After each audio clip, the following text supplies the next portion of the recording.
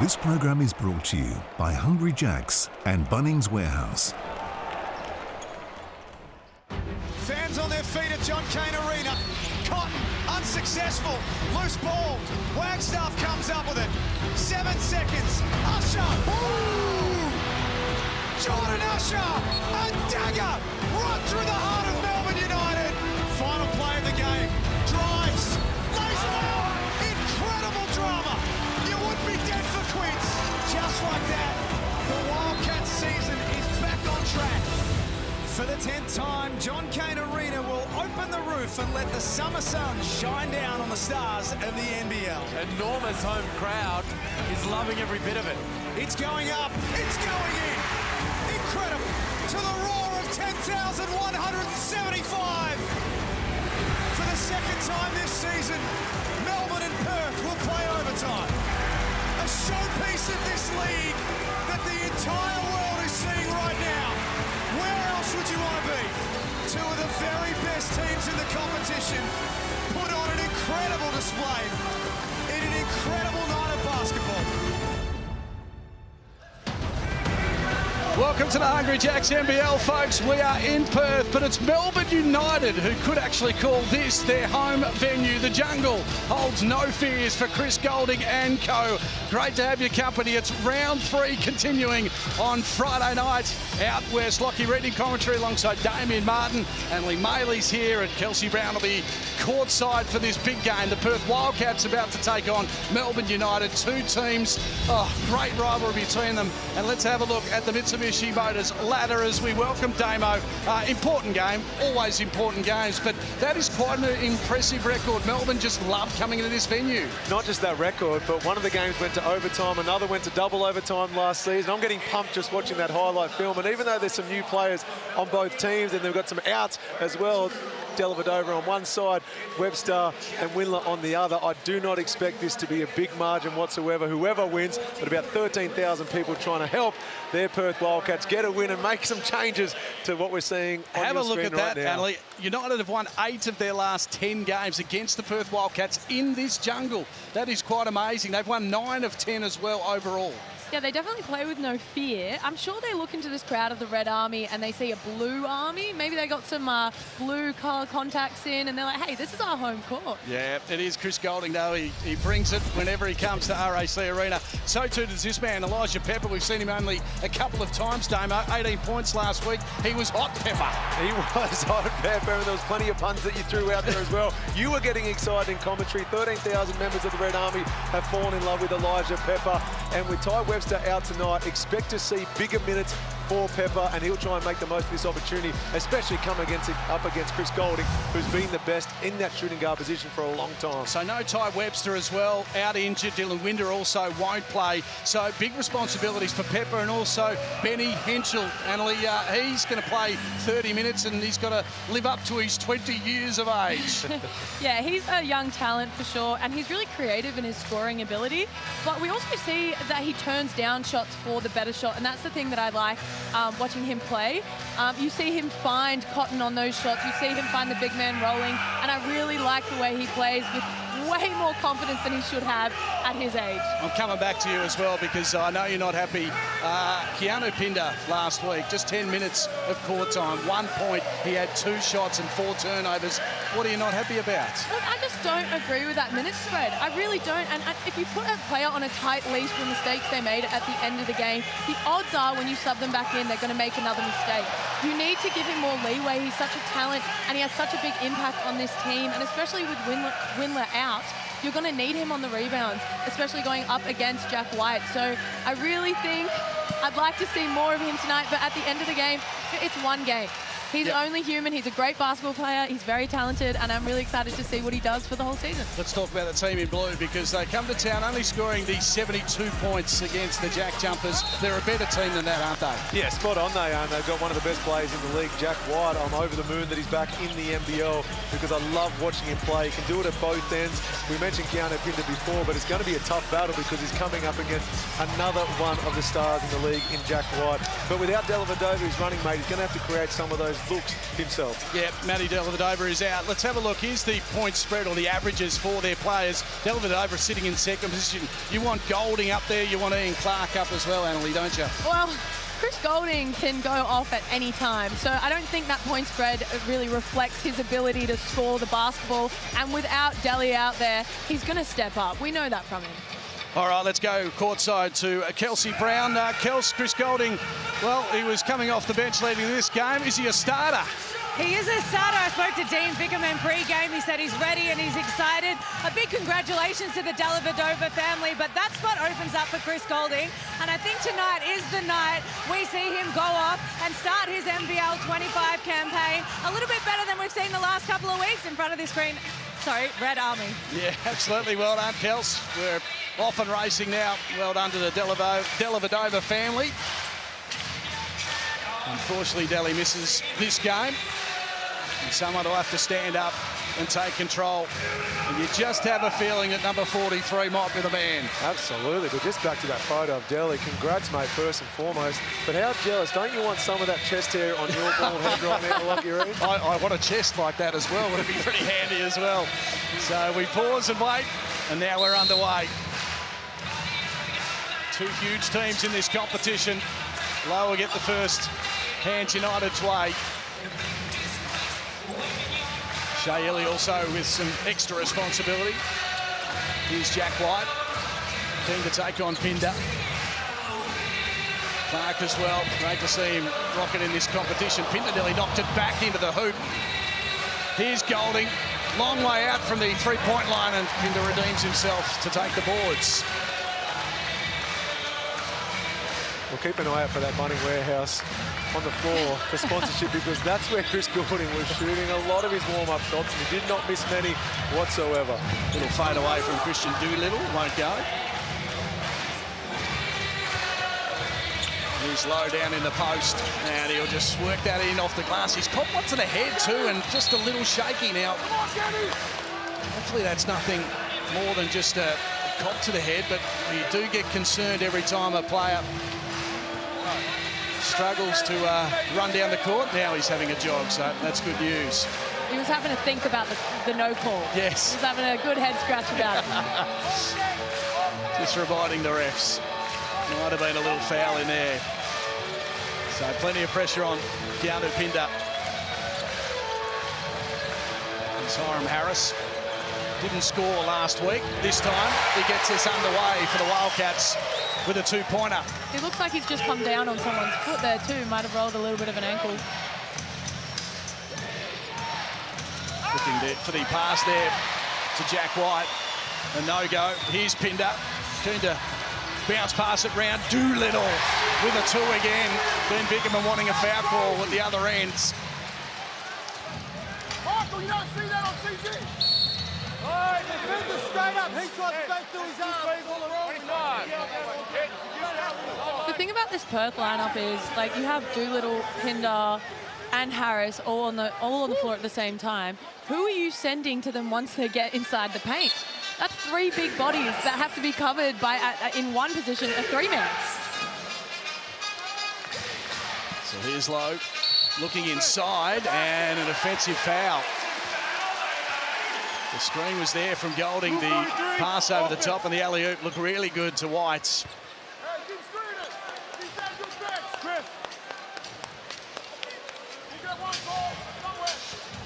Hiram's doing it tough. He's got one, rolled the angle, got one to the hip. Dean's getting in the ears of the refs already. Dean's working him over. So Henschel with the responsibilities of taking the ball down the court. And this will be the pressure each time he does.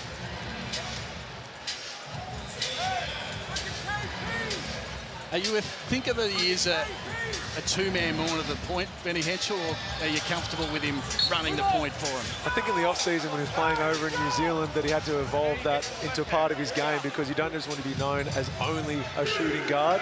The reality is he can control the ball. It'll help with his basketball IQ as well, looking at the game from a different way. Here's Clark, gets around Harris. The pass out towards Ili. Ball movement good, but they're really just not getting it inside to get themselves a good shot. And that time. Shaylee stepped out of court, Annalie. Yeah, that was a really good defensive pressure play from Perth that we didn't actually see a lot of last week. There wasn't a lot of secondary rotations. It seemed after the first player was beat that they didn't really make an adjustment, but we definitely saw that there. So Benny Hatchell will force the foul, and Ian Clark's holding his knee. Might have just got a little corky there. They're nasty, those, when it hits your knee. Oh, mate, but I braved through them. Probably once in my life. And went off in a screaming heap, never to play again. I saw Benny take it full court in about 4 seconds, then pull up into his jumper, and you're making comparisons. The audacity. But it's a nice balance that Benny's going to have to find, because by nature he's a scorer. As a point guard, you're always worried about time, score, mismatches, getting your teammates involved. He's got to pick and choose when it's his time to try and take over with ball in hand. He drops them both. Kelsey's courtside. He looks all right at the moment, Ian Clark, but a reminder that he went down with that knee injury in that Tassie game on Sunday. He looks okay at the moment, but hopefully that doesn't impact him for the rest of the game. We'll see how he goes here. And no problems with the knee and the hands. Right on Swishes it down. Great timing there with that offense. They got the ball moving side to side, and then a nice little weak side screen to get their shooter open. Was that a corky then, or was that his knee on that last defensive play? It looked more like just a knock to the knee, didn't it? But as Kel said, did have a few troubles, so we'll monitor him as the pass inside's good. Hiram Harris gets another 2, so as we said, he didn't get amongst the scoring. We know he's not there to score so much, but it's always handy if he, for the Wildcats, can get himself on the board. Clark again, keen. Lowe decides to pass it over to Jack White's in the corner. He rattles it home. That's the mismatch I want them to see them take more advantage of. You see Perth doing it, putting Doolittle attacking against Golding. Down the other end, they should do the same thing, but outside the key. That basket won't go. Pinder will go back to try and get it again. He's got plenty of hands around him. That'll give him some confidence after last week's performance. Good start by both teams. From the foul line, Clark a little short, well done. Jack White's got it back into the hands of his star guards. Good work ethic, that's what we like to see. Clark gets the 2 points, but credit White on those. It's about the first time Bryce has really got hold of the ball, and he's had a bit of a juggle. He's going to take on 3 of them and then turn it over. Clark in amongst it all, there's a little slap there, and smart foul by Hiram Harris, sees his teammate Bryce Cotton go down. That's always a fun matchup, the Illy Cotton matchup, very physical.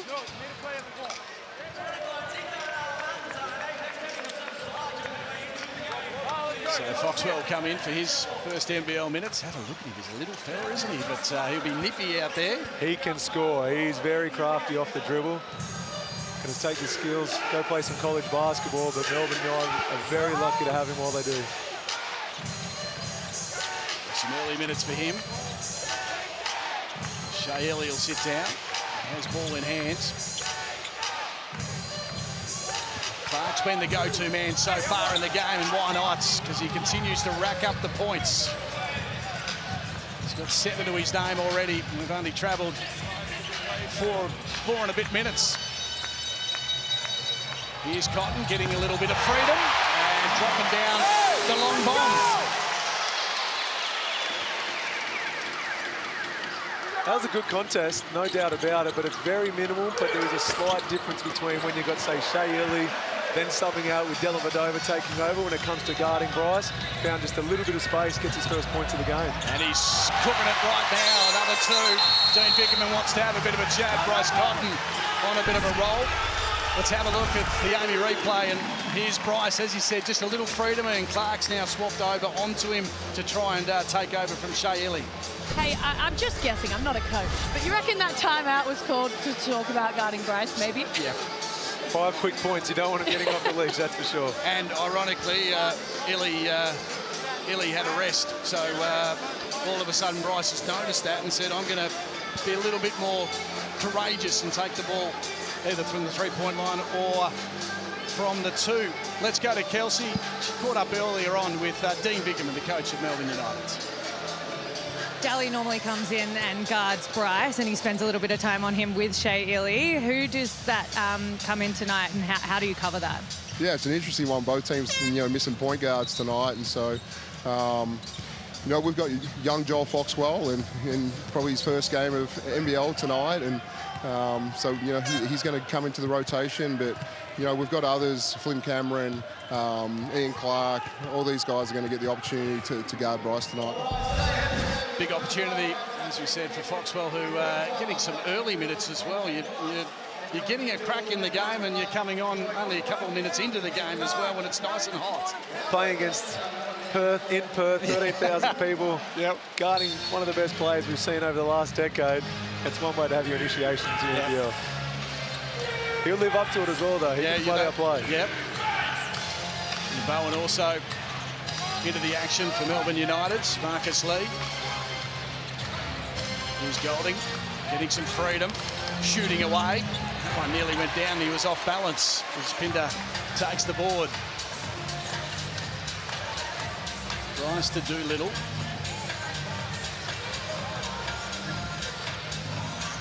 Doolittle, like that matchup, decides to go to Almanza. He's a little firm. Well done by Pinder. He's taking the boards. Once again, Almanza misses from close in. He was pretty good at that in the first week, but last week and this week, just around the ring, just a bit off target. Yeah, just a little bit. Still working off the jet lag, I'd claim that for sure. Okay, fair enough. He's been here a couple of months. Yeah. Still jet lag. Look at the little man go. Nearly scored the 2 under pressure as well. It'll still be a United ball. You spoke about Keanu Pinder, though, before the game even started, Emily. The energy and effort he's brought, though, tonight. So whilst you may not have agreed with the minutes he was gifted or given last week, only the 10 minutes for one of their stars, he does seem to have come out with a different mindset. Yeah, there does seem to be a bit more hunger in the way that he's playing. He's got like 4 rebounds already, I think. But we'll see. Only time will tell, I guess. So Lee has it. Well, Foxwell will try and go the little floater, but that one doesn't go. Here's Bryce again. Pass to Pepper. He was hot last week. Keanu decides he wants to have a crack from outside. That one a little short. He's not afraid, is he, Pinder, to have a 3-point shot? No, and I think that's good, though. Like, if you have your 5-man or your 4-man that are able to stretch the floor like that, it opens up space for Bryce to work.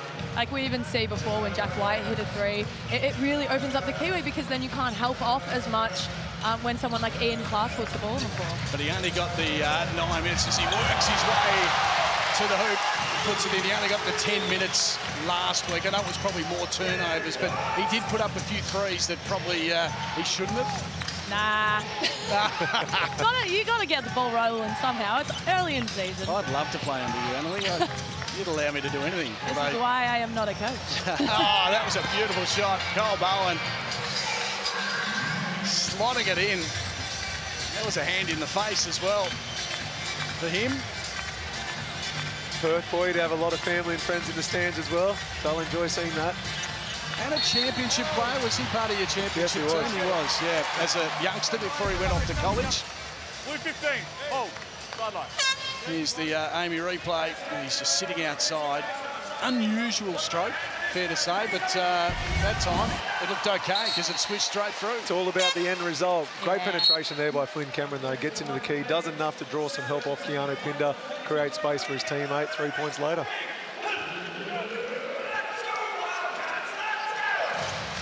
Illy back into the game as well. Now Munza has the match up with Lee. Here's Bryce. Illy all over him. Decides to shoot.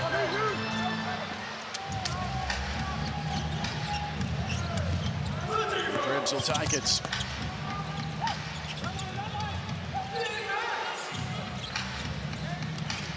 it's all tied up. And White just charges his way in and gets the foul as well. He'll go to the line. That was really strong work. I love that pick and roll between the two of them, Illy and White. Like, who do you guard? Because Illy does have the ability to stop and pop. He can shoot the ball. And then Jack White streaming down the lane. He's going to dunk that 9 times out of 10. But there you see, like, he just extends. You can't even get a hand to the ball. Maybe if we had Alex Sarr still in the league, he might have gotten there. Possibly. Magnay's not a bad option. So he likes to get up there and swat it away. For sure.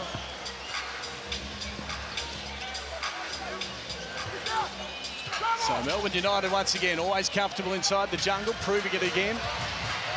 Here's Wagstaff under pressure. That one won't go.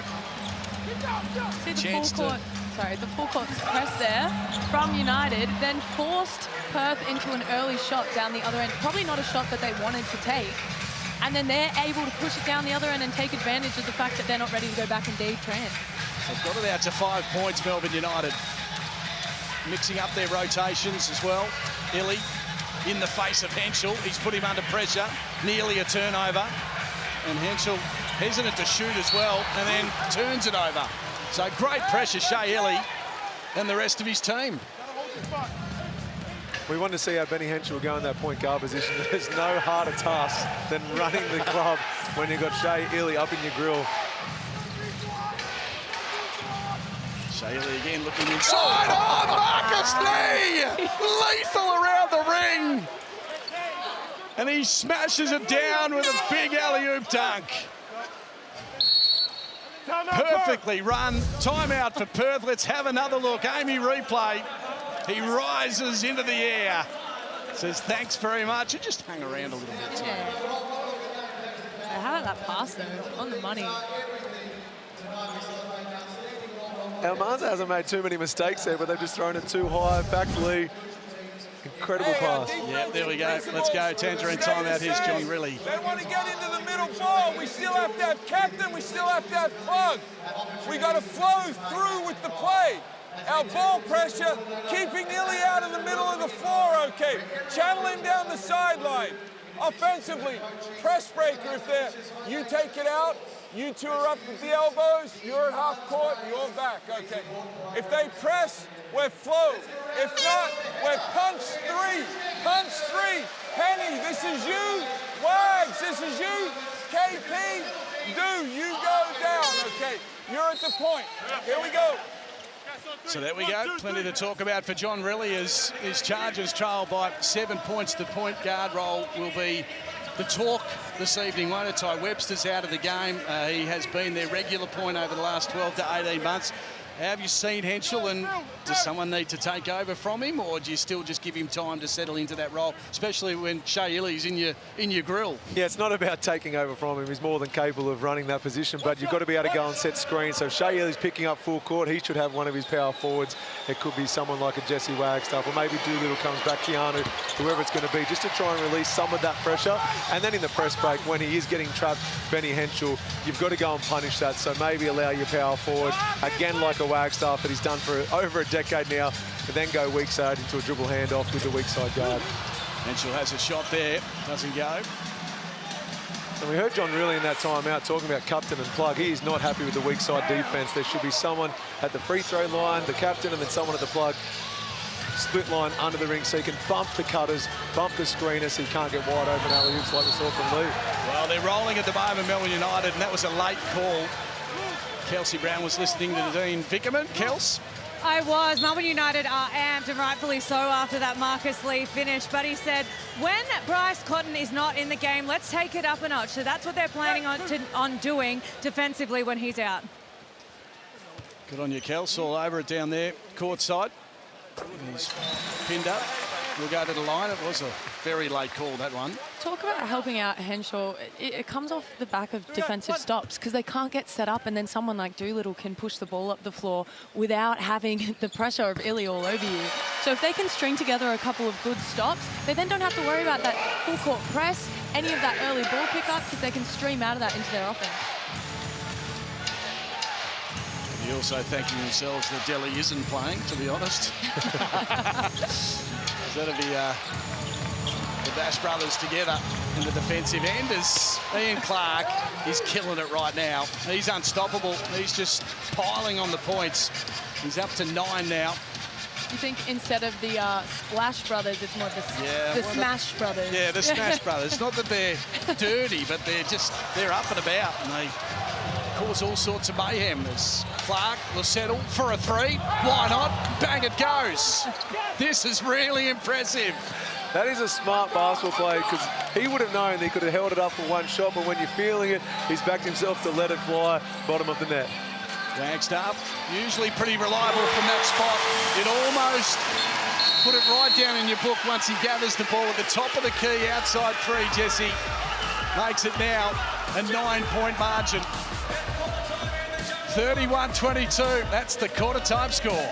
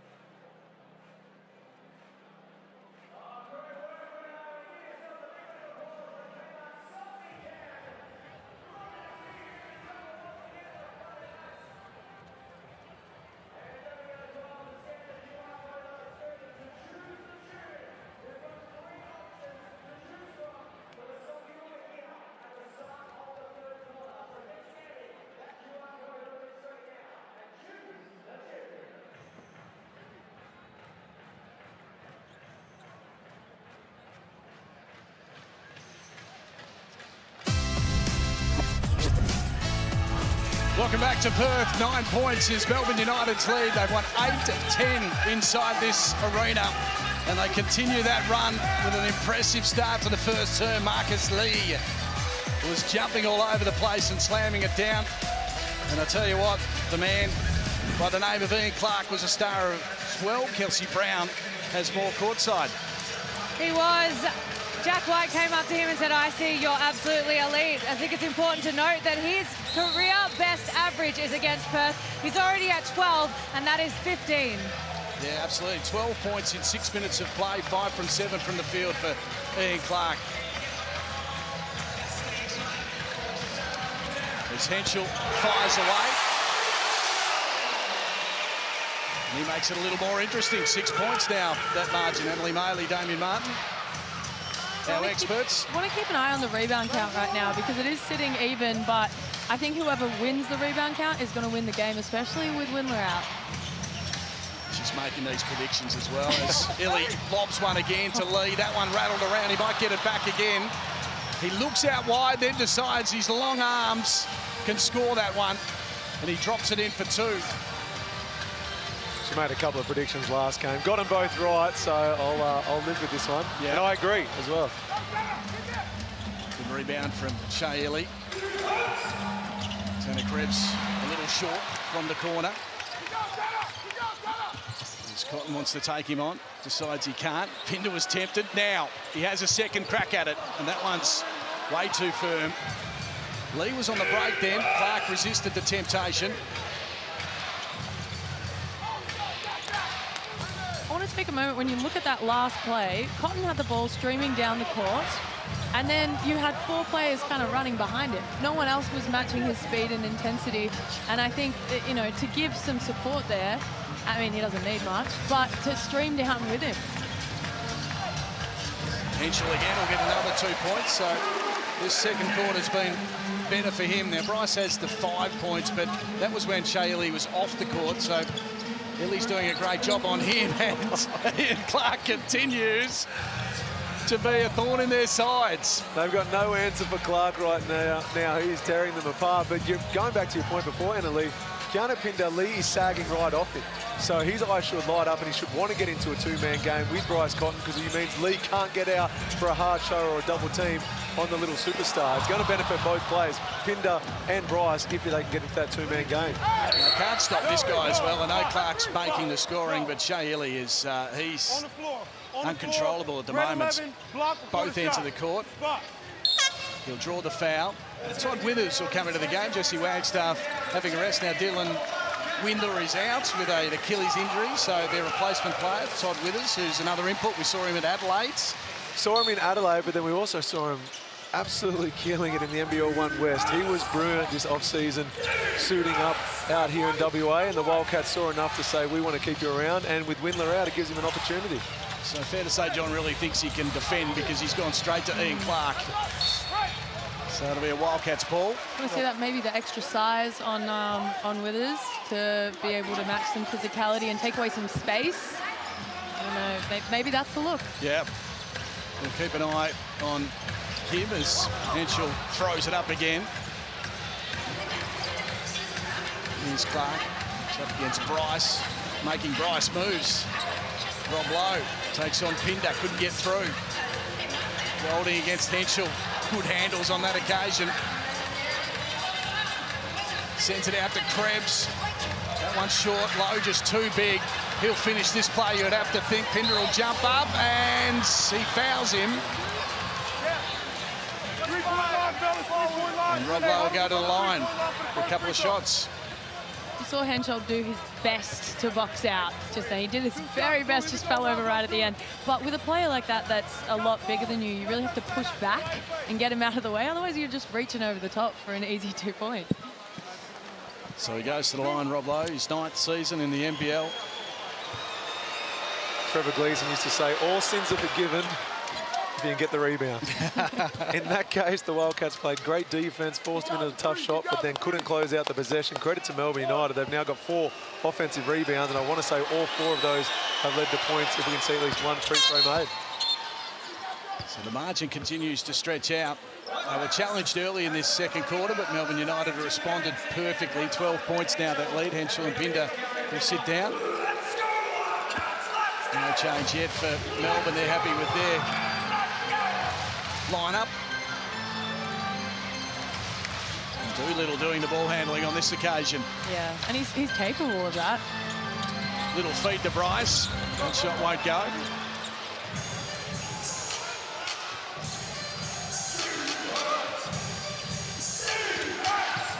Krebs trying to feed it round the corner into Jack White.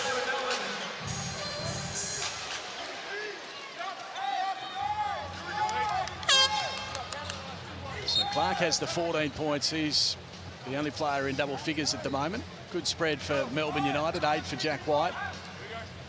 A couple of 4s for Lee, Ili, and also Rob Lowe.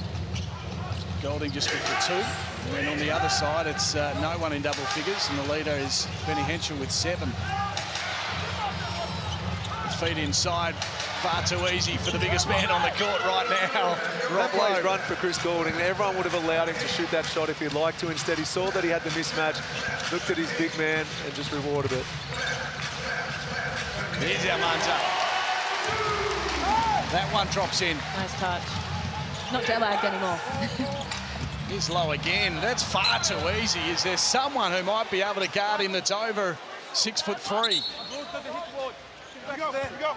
They need to do their work early. Like, you can't let a player of that size and Rob Lowe get that close to the basket. Like, it's going to be a layup. So it's some sort of early bump or early tag from maybe another player coming from the wing, or the big checking them as he's rolling down the lane. And I love it how they keep going to him as well, because he's confident, he's making the play, so why not? As Withers will slot in a three. Plenty more needed, though, if Perth are to get back into this game, and Illy will draw the foul again. Melbourne doing a great job of controlling the tempo. That's where the game's being won right now.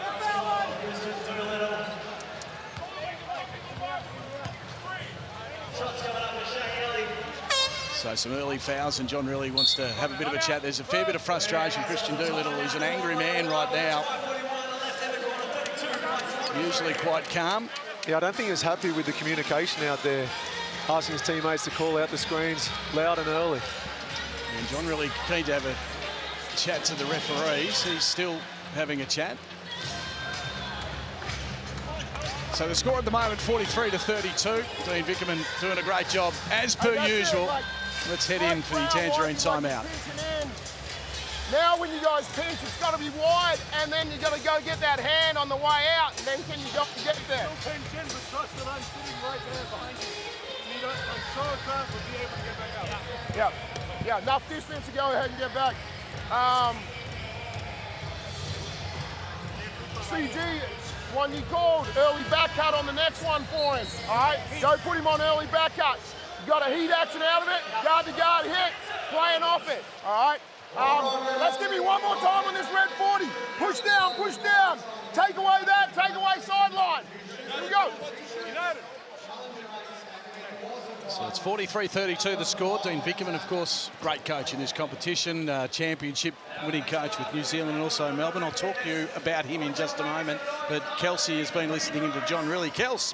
I was. He said it was just an opportunity to regroup, and obviously for him to have a chat to the refs. I think he wants to up the ball pressure defensively. He's getting after that Rob Lowe and his impact on the game at the moment. Dean Vickerman, Boomers, chance? Do you think they'll go overseas, or is he one that's been around this competition, knows, you know, Australian basketball really well? Oh, he knows basketball globally. He can coach anywhere in the world. He's got a brilliant basketball brain. If he puts his hand up, he'll be seriously considered. So the likes of Vickerman, Gleeson, Matty Nielsen, Adam Capehorn. There's a lot of great coaches in Australia, and if they want to do the Boomers job, they'll apply, go through the process, but it's going to be win-win for whoever the Boomers do replace Brian Gorgon with. He's really, again, he is just too quick for them, and that basket just won't go. Plenty of bodies crashing in as Bryce stops and then sends it to Harris. Harris's hooping shot a little short. Gust of wind. Someone opened the door. There was a massive gust of wind just there. Hey, I want to talk just before you saw the press there and Jack White at the very front of the press. Did you see him go from fronting the press all the way down, sprinted down and got the rebound through all the rest of the players? Like, that's the type of dynamic player that he is. He's putting ball pressure on and getting back for the defensive rebounds. Well, we heard in that timeout him calling for a red 40. I'm guessing that's the full court where they double team the first pass. They try to speed up the Wildcats and force them into a shot they may not necessarily like. Harris shooting an open three, you will take that. But the Melbourne United team did their job in speeding up the Wildcats. So the Cats a chance to get some score on the board. They've been struggling so far. Almanza very keen to send that up. It just doesn't look like it's going to go. Some early foul trouble for Perth. They got the three at the moment. None as yet for Melbourne United. That one will go out of court. Cameron a little firm. You love coaches that give you the freedom and the green light and the confidence is instilled in you to shoot the open ones. And I'm not comparing myself to anyone out there whatsoever, but I do know at times when we'd be watching video and I'd shoot a wide open three, Trev would say, is that a good shot? I'd be like, I'm wide open. He'd say, you're wide open for a reason. and early in the shot clock, I think a lot of these looks the Wildcats can get late. Going back, I like the one from Harris. He is a knockdown three-point shooter, but more often than not, you can get some of these looks at the back end of the shot clock. Try and get something that's within the offensive structure. Big three by Chris Golden. We knew it was only going to be a matter of time before he gets going. It's out to 16 now. As we said earlier on, United love coming to this venue. They accept the challenge.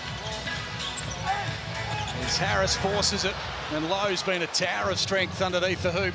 Here's Clark, loose one, but Golding will pick it up, and then he was fouled.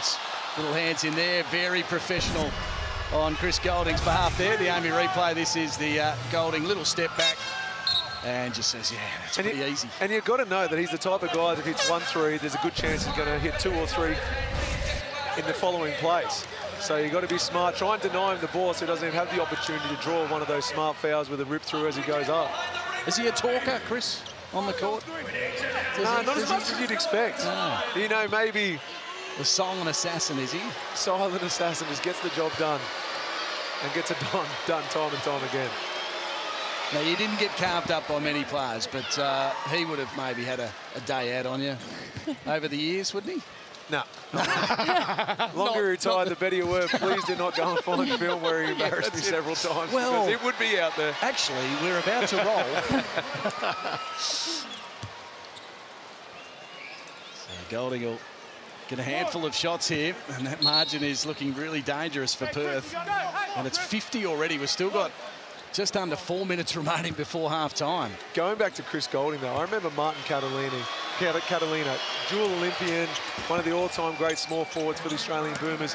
And when Golding was a young player for the Gold Coast Blaze, Cat finished the game and goes, that guy comes off pin-down screens better than anyone else I've guarded around the world. He's going to be an absolute superstar. Fast forward, 12, 13 seasons later, and he himself has now been to 2 Olympics. Quite easily could have been a 3rd. Yeah, absolutely. As Clark is once again rocking and rolling. This is an annihilation at the moment.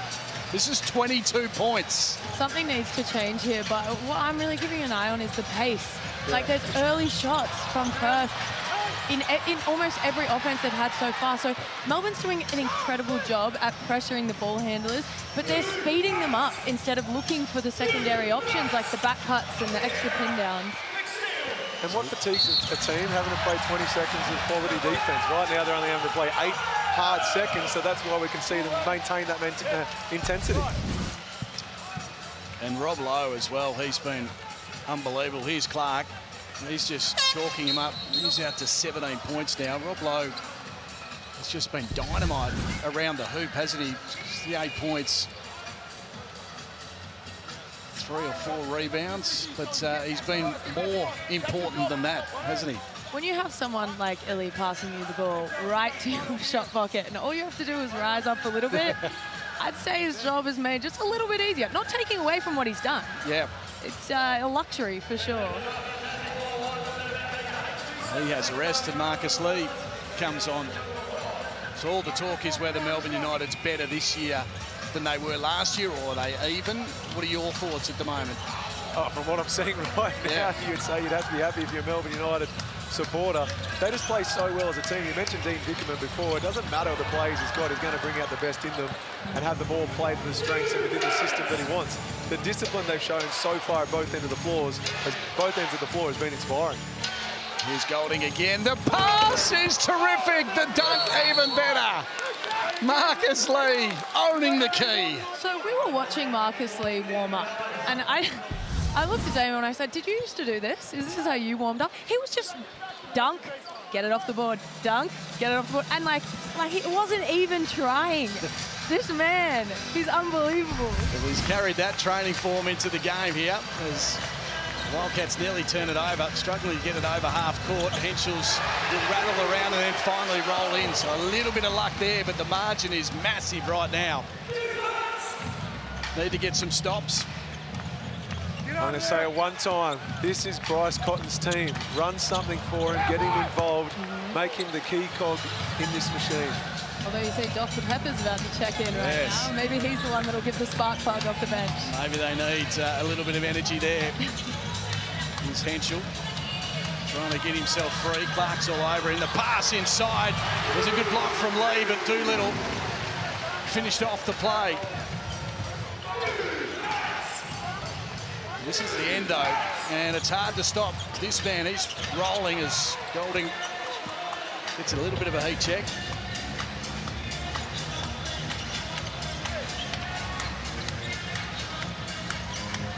Ben Henschel not afraid as well. So he's showing some good skills. Benny Henschel, we're going to time out for Melbourne United's.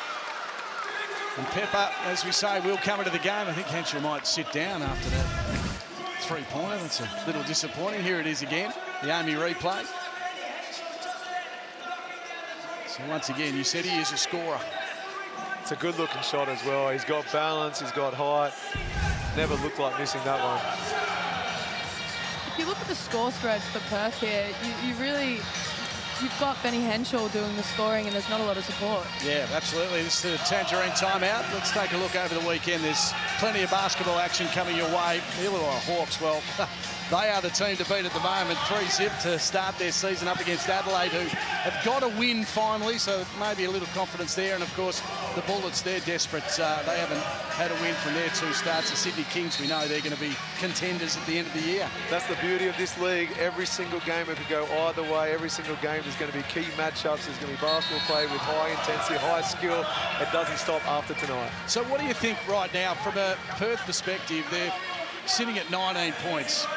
What made it simple? Somebody should have gone in that timeout and, in probably different words that I'm going to use, just make sure that Melbourne do not score and make sure that message has come across in a way that their heart and soul is poured into. They do not score for the next 1 minute and 37 seconds. I wouldn't have even addressed offense right now. I'd just say, let's just get a couple of stops, go into half-time. Hopefully they can cut this margin back to about 15 or 14, but it's all about defense and the intensity we saw in the first 4 minutes of the game. Well, it might not be so good now. And if you're going to commit to a full-court press, everyone has to buy into it. Everybody's got to be on the same page. Otherwise, good teams will punish it like we just saw. Absolutely. They're up to 60 now.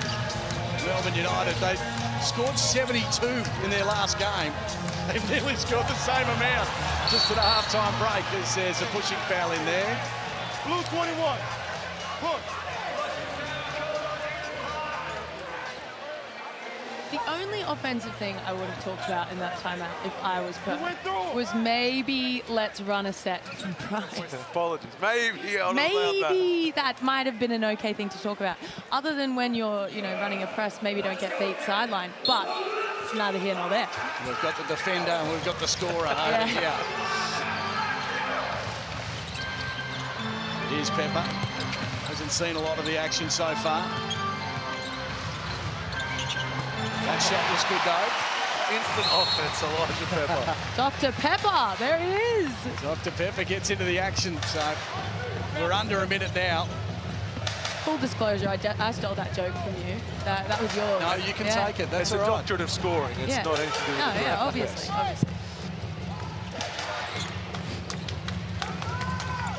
60-41 is the score. Just check that one on the scoreboard's different to our screen at the moment as White just barges his way through. There's a fair bit of muscle in there. Inside the key, hard to stop. Pepper's got to be careful, keep reaching in with that arm. Wrist caught like we saw earlier, might go for a rip through into a 3-point shot and find himself at the free throw line. So they're going to have to maybe score, but at the other end, the alley-oops. This is a circus right now. Aye. The Melbourne United show is in full force. 64-41 the score. This has been one of the fine first half performances you will see as Pepper takes on the shooter. There was no foul there. Very, very impressive. Melbourne United are killing it here inside RAC Arena. They're 64, the Perth Wildcats 41. Unbelievable. Let's go to Kels. Jesse, you said yourself down by 23. What needs to change in this second half? A lot. 64 points. A lot in chance. A lot needs to change. On the offensive end, a lot of early shots. What's happening down there? A lot of early shots. Still 41 points, but yeah, a lot of early shots. We've got to run through our stuff and make them defend. All the best for the second half. Good on you, Kels. There goes Jesse Wagstaff. As we said, 23 points. Massive margin. What can the Cats do in the second half? Can they trim the margin? We'll see. Stay with us. NBL basketball thanks to Hungry Jacks.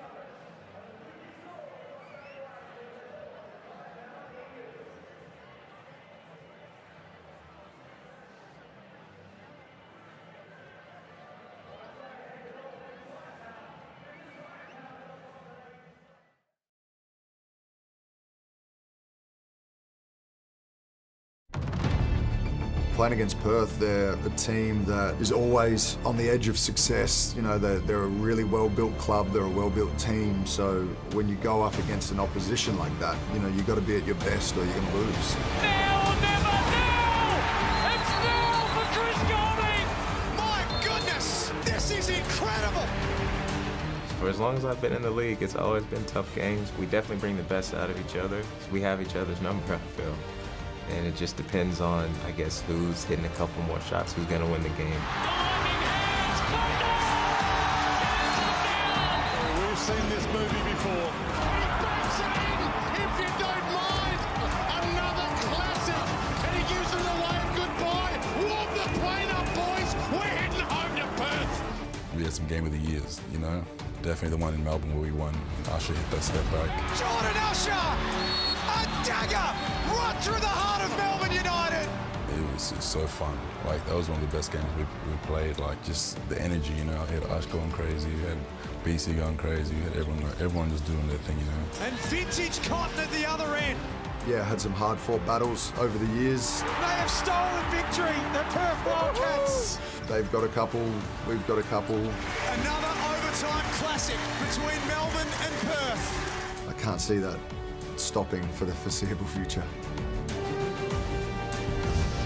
Welcome back. We were expecting a close one, but it's anything but. Chris Golding was a starter in this game, and Melbourne United have put on 64 points in the first half. The Perth Wildcats 41. 64 equals the biggest ever halftime score by a visiting team at the ROC Arena. Sydney did it back in March 2022. Damien Martin and Kelsey Brown, an impressive performance from Melbourne to get this game underway. I'm here with the defensive king in himself. How have you seen that first half? Perth need to get some stops. Yeah, at the start of the game, the Wildcats were matching Melbourne United's intensity, their aggression, their physicality. But in the end, when Melbourne went to another level, they controlled everything from the tempo. They were the aggressors defensively, and they're forcing Perth to take early shots with players in positions they may not necessarily have wanted if you're a Perth Wildcats supporter. So full credit to Melbourne. You might say 64 points, that's incredible. That's coming off the back of their defensive intensity and then going out, they're getting points in transition, getting easy looks in pick and roll situations. And the few times they've been forced to play half-court offensive sets, their timing has been amazing, their discipline has been amazing. Energy, effort, discipline. That's why Melbourne's been able to put 64 points on the board in 20 minutes of basketball. We talk about Melbourne United, and it's no surprises that our Hungry Jacks highlight is Ian Clark. He's come out, he had 12 points in 6 minutes in that first quarter. How have you seen him? Well, he's doing it in an array of ways. He's always been known as an incredible three-point shooter, and he saw a few of those in the first half, but going off the dribble, playing within the system, keeping structure, getting in pick and rolls. He's done a bit of everything, and he's backing himself anytime he looks up and considers himself in a mismatch. And just too much space there in transition. You've got to close the gap and back your defenders behind you to help out. Yeah, as you can see on the Blackmore shot chart, he's going to go here. Ian Clark, he's been impressive. He comes up really well against Perth. He is a top scorer in those teams. He's got 17 points to the break. What about 3 from 3 from the three-point line? He's taking the looks that he likes. He's backing himself into it. So whether it's in transition, that's a type of shot you take when you're feeling pretty good about your game. You've managed to settle in well. And he'd already done that because of some open looks that his teammates had created prior to that early one in the shot clock. Well, as we said at the top of halftime, it's a 23-point deficit. Hopefully Perth can find their way back into this game. Lockie?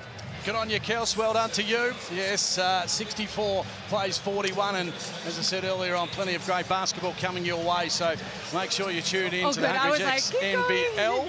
Illawarra, of course, will take on Adelaide tomorrow. It's a doubleheader. Illawarra on fire at the moment. They've been playing some pretty special basketball under their coach that led them almost all the way last year. Adelaide, of course, had a bit of a rough start to the year, but they finally got a win, and Brisbane are yet to win from their 2 starts. Had a few issues. They'll take on the Sydney Kings, who have won 2 games. Lost last week against Illawarra, but they'll be there and abouts, no doubt about that, at the end of the season. 12,287 in the house here at ROC Arena. We've got more coming your way. 23 points is Melbourne United's lead.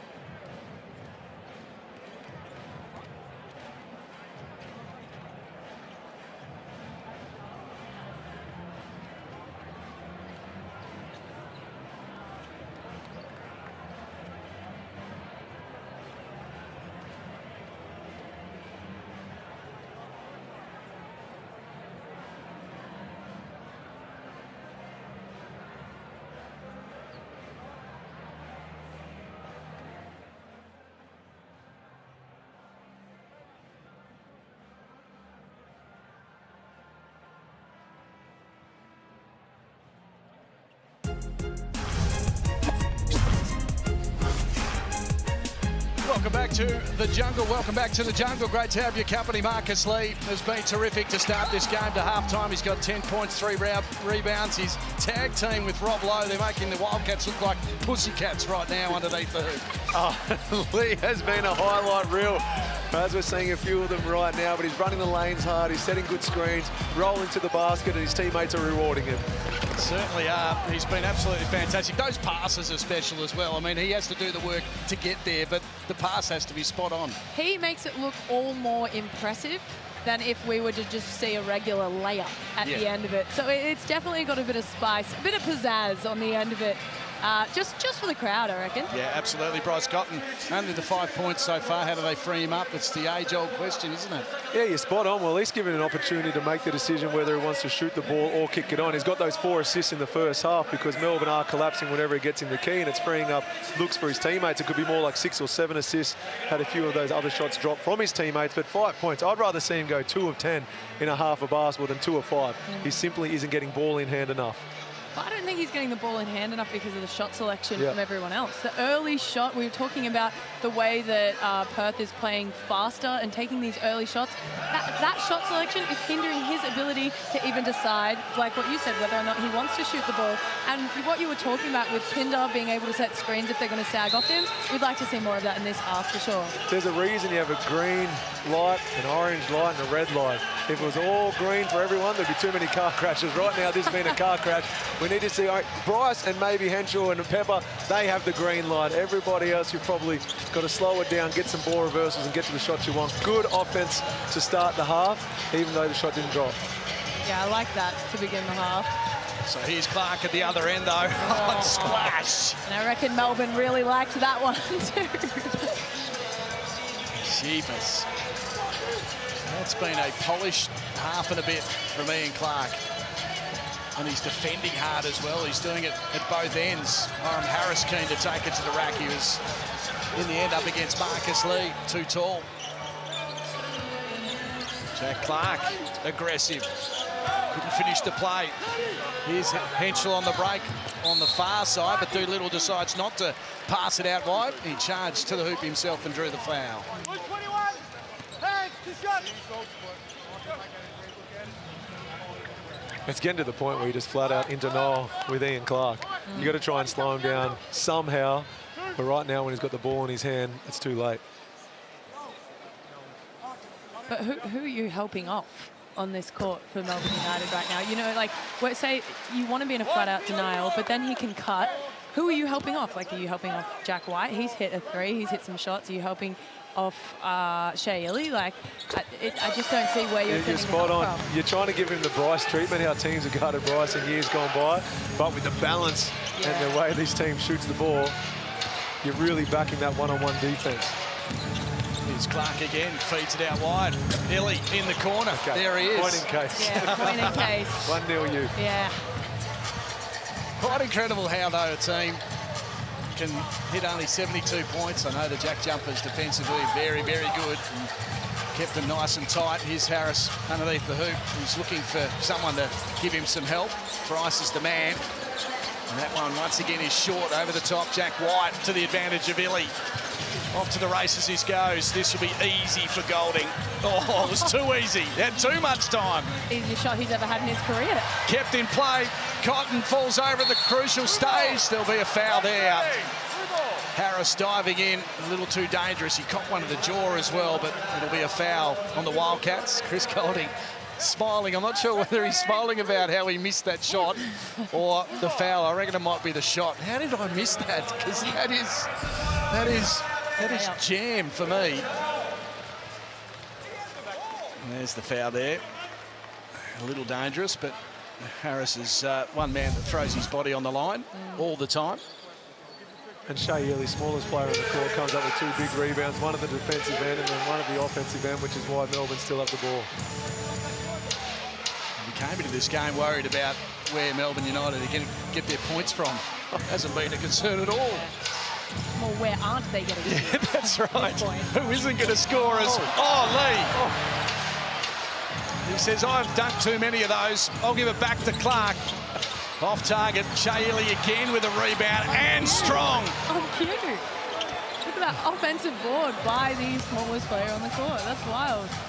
Hey, the ring played a bit of defense for that one. The Wildcats finally getting a stop for half a second. 29 points. This is almost getting to the match where I've got no idea how many points as Harris just shoots. No offense there from Perth.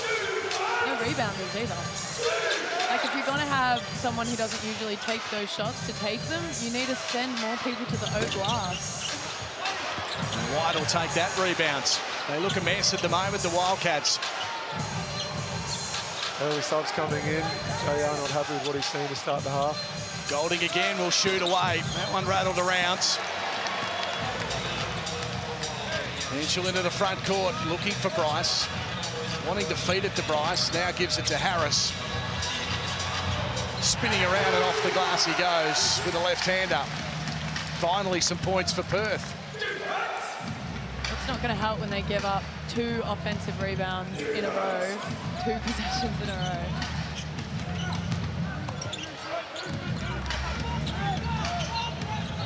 Here's Clark again.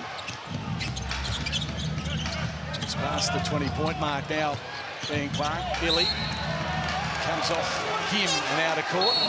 Was keen on the foul as you say, Damo. A couple of changes. Withers and Pepper come onto the court.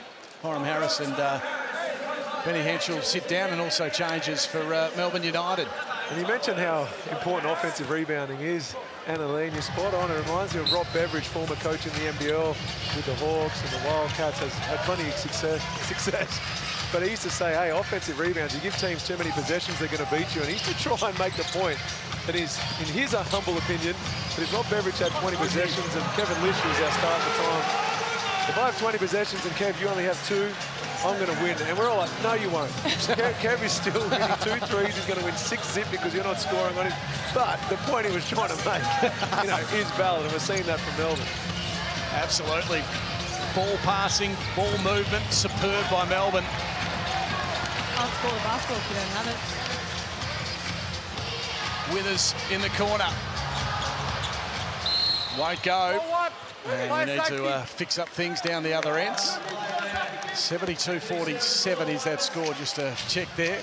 Clark has 20 points. We've got 4 players in double figures.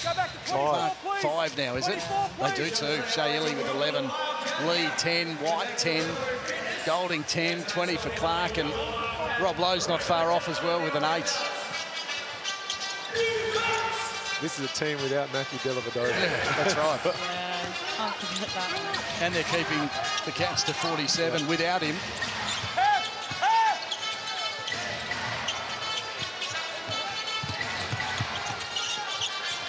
Now into Cameron. Keen to take on the defenders, and he gets it in, rolled it in, and gets a foul as well. The Amy replay again. This is strong work because he's up against some big boys there. Incredible finish.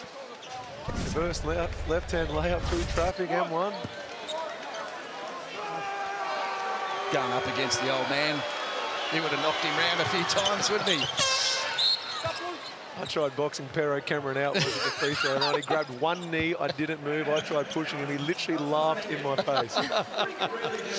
Oh, what a star player he was. Internationally and in the NBL. Here's Doolittle to Pinder. Little 1-2 game, and Pinder goes to dunk. Rob Lowe was there to stop him from finishing the play, but got the foul. And they're making everything hard work for Perth, aren't they? That's more of that 2-man game that I want to see, especially towards the end of this third quarter. We talk about keeping both of them aggressive. Keep them in a 2-man game. And just make sure you have movement weak side, even if it's just a pin down, even if it's fake movement, just to make sure your defenders are paying attention to what they're doing, so that hopefully Bryce and Keanu in that two-man game have a little bit of space at the back end. Yeah. Too much ball watching at the moment. Doolittle playing point, bringing that ball, which I don't hate. He has the ability to do so. Done a switch there on Clark. Keanu got a little nervous. feed to Krebs. Now he's in a little bit of trouble. The feed out's nice. Good hands from Cameron to Clark. He cannot miss tonight. That came off the back of some pretty brilliant ball movement from United. And the whip pass from Cameron, that was elite. We're sitting at 30 points at the moment, back down to 28. It's been a domination by Melbourne United, sending a little early statement to the comp. As Bryce will force the turnover, and then it still came off his legs. It'll still be a United ball. Better intensity, though. Yeah. And just when Bryce thought he'd have a bit of a rest, Illy's back onto the courts. Don't cross the line, Bryce. Go. Like a shadow.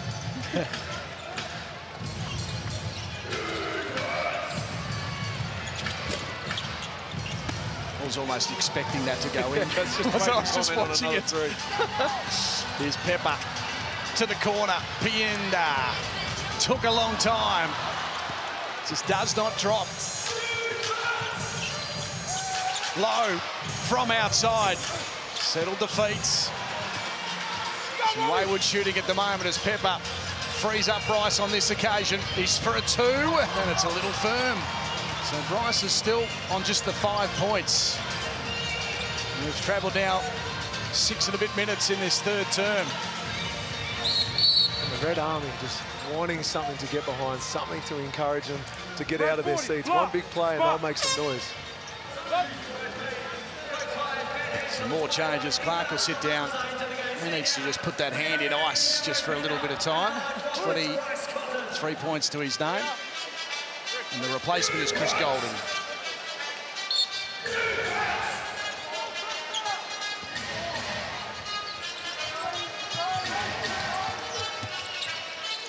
Really running the show, and he's running it superbly. There's another little roll in from Rob. They just ran a Spanish pick and roll just then. So as Illy was coming off the on-ball with Rob Lowe, there was a back screen with Lowe to get open, and that's why he was able to get the ball so close to the basket. It's because there was a screen while the action was occurring. They're just so well drilled, aren't they? This is unbelievable to watch. Here's Illy. Free shot again. This is the most well-drilled team I've seen in a long time. And the person setting that back kick in the Spanish offense is a shooter. So that's where you're in two minds. Do I help? Do I hit the roller? Stay with the shooter, and they exploited the weakness there. So here's the Army replay. The free man, Illy, on that occasion. And dropping it down. He's trying to steal there. Withers, forced to shoot. And once again, misses. And a Krebs to Lowe, will hand it back to Krebs. Sets the screen for him. And that one just rattles around. 33 points. They're going to add to that tally, you would think, here. Ball in hand, Golding, Krebs shoots away. Bowen couldn't just get in there to get the rebounds. It's just a bit of a jumbled mess at the moment for the Cats. Pepper trying to do it himself. That one rattles around. For a team that's down by that much, you'd think offensively they'd try to run down with the ball. It was another case of the ball had crossed the half and you had 4 players still jogging behind the line of the ball. Here's Pepper, the pressure was good. Henschel shooting. That was better from Doolittle. Made a contest of it. Now he wants it to take on Illy. He's backing him in. No one comes to help. The little fadeaway right on the buzzer gets the 2. But it takes just someone doing it themselves, doesn't it, to get a score? There's no real movement there to open anyone up. None at all. And, like, I don't know. I don't want to take anything away from Melbourne United, but you know how sometimes there's people in your life, you just know what they're going to say to you as soon as they see you next. Oh, as we see an offensive screen set there. My sister-in-law is in the stands all the way over from the East Coast. My brother, My 3 nieces. Yep. Shout out to Genevieve, Clara, and Audrey. They're in the stands. Yep. My sister-in-law said, I've actually never seen the Wildcats win, even though she came to a lot of the games when I was playing. She said, do you want me to stay home tonight? Yeah, I'm impartial. I don't care who wins. I'm here to see a quality game of basketball, like you know me. Yes. I said, no, come along. You'll enjoy the atmosphere. It'll blow your mind. So she's only come to Melbourne United and Perth Wildcat games. She's never allowed back at RAC Arena if the Wildcats want to get a win. That's right. Well, she's seeing a pretty damn good team right now in action, and they're in blue, away from home, causing all sorts of mayhem. Here's Henschel, keeps it in play. Well, she's a librarian, so she'll read about this result in the history books. The way Melbourne United are going, they could set some records. Elijah Pepper scores the 2.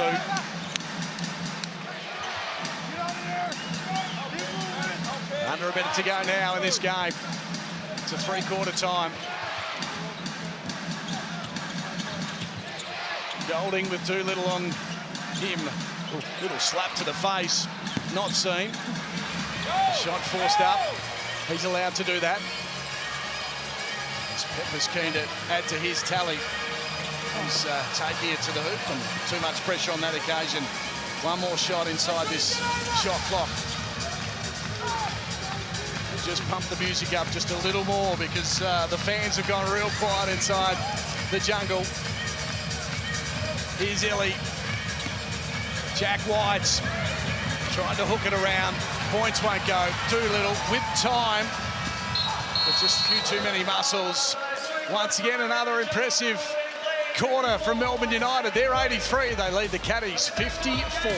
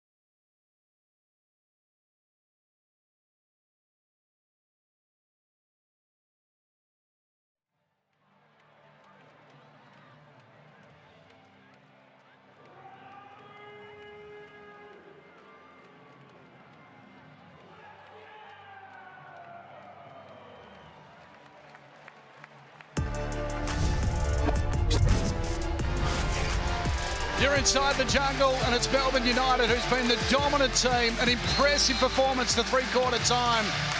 The visitors 83, the home team 54. It's been an annihilation. Ian Clark leading the way with 23 points. The Cats hoping to put some respectability back in the score. Here's Cotton with just the 5 points. He gets blocked on this occasion. Annalie, I know it's not the right thing to do to ask a woman's age, but when were you born? When were you born? What year? 1998. 1998. Well, to put this all into context, The last time the Wildcats lost a home game in Perth by 30 points was back in 1996 against the Magic. I wasn't even You born. weren't even born. Oh, That's how big this game is and how good this performance is from Melbourne United's. Albeit, they've still got around 9 minutes of basketball to go, but if they keep going like this, it'll be a big win. Bryce is stuck on 5 points. I have a question, Dano. So, the Wildcats have a lieu of away games, a pretty big road trip over the next couple of weeks. At what point do you pull the high-minute players? Oh, no, you still want to see something. You're right, they want to win the back end of this doubleheader this weekend, but you also want to be able to send a message that it's all about our performance right now, not about what we're trying to get in a couple of days. So someone like a Bryce, yes, you don't want to send a message for everyone. He's smart enough, he's been around long enough to know the message JR is sending, but he'll probably leave a lot of his starters out there. He just wants to see energy and effort and get something from his remaining 8 minutes 41. How good is that? 85-54. Here's Cotton trying to free himself up from the three-point line, wanting to add to his 5 points. Can't do it, rattled around. So he's 2 of 10 from the field, shooting at 20%. Bryce, 1 of 3 from outside the arc as Jack Clark bombs it away. We might see a fair bit of that. Just not a lot of offense run, just a bit of individual stuff. Although, like going off what Jamie was saying, that you want to see the Wildcats get into some offense so they can go into their next games with some form. You don't want to finish this game just playing one-on-one basketball. You want to kind of go through the sets. You want to finish this game maybe the way that you would like to have started it, I guess. Yeah, win the quarter. That's the target, but it's a tough ask as Jack White can't go. Let's go to Kelsey courtside. Kels? Yeah, you talk about the Red Army having something to talk about. A fan from behind the Melbourne United bench had a fair bit to say to Ian Clark. He went out there, dropped 23 and came back and said, how do you like that? So the Cats play Tassie on Sunday and Melbourne take on Cairns. So some tough assignments. And out of court for Ian Clark. That's his only mistake of the night, I reckon. Yeah.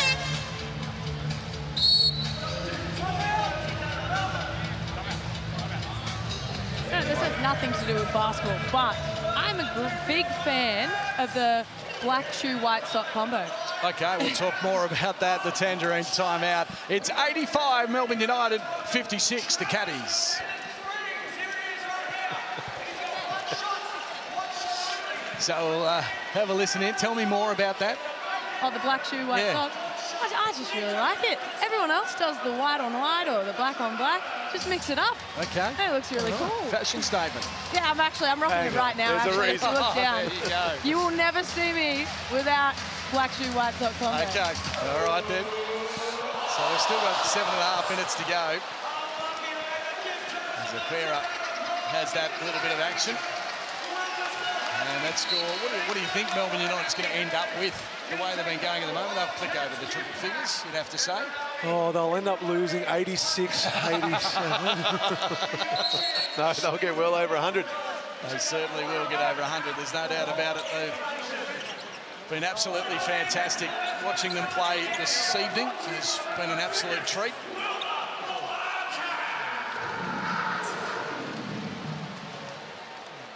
$85-56, that's the score here inside the jungle.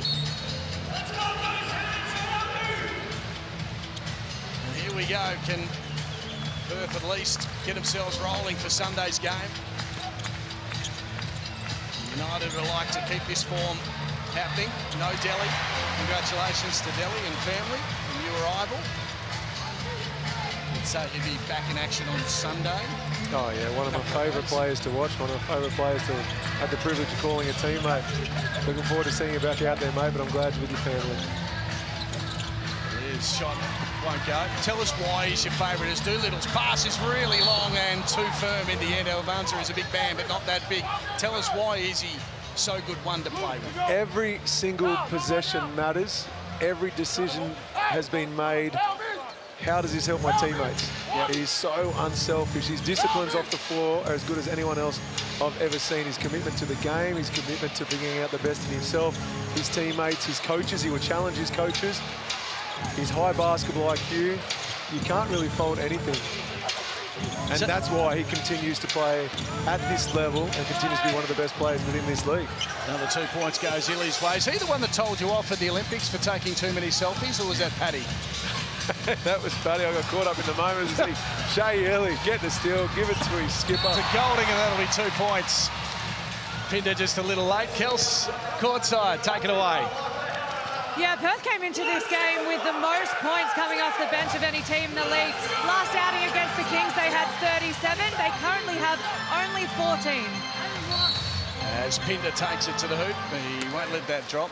So, yeah, Paddy told you off for taking too many selfies with the stars around the Olympic Village. Is that right? I got a little excited every time I saw So the this was your first rings. Olympics? First and only, Lock. Thanks for rubbing in. Yes, I got sorry from London. Appreciate that. No, I was just caught up in the moment within the first 30 minutes of being in the Rio Athletes Village.